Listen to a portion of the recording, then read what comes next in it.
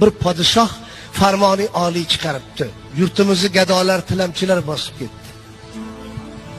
Agar kimda kim tilamchi yoki gadoga sadaqa bersa, qo'llari chopilsin. Hech kim tilamchi gadolariga sadaqa bermay qo'yibdi. Kunlardan bir kun o'sha shaharga bir karvonini qaroqchi talagan savdogar kelib duch kelgan eshigini taqillatibdi. Yordam beringlar. Chiroyli qiz, go'zal qiz eshik ochib. Assalomu alaykum, keling ota. Bolam, karvonimni qaroqchi taladi.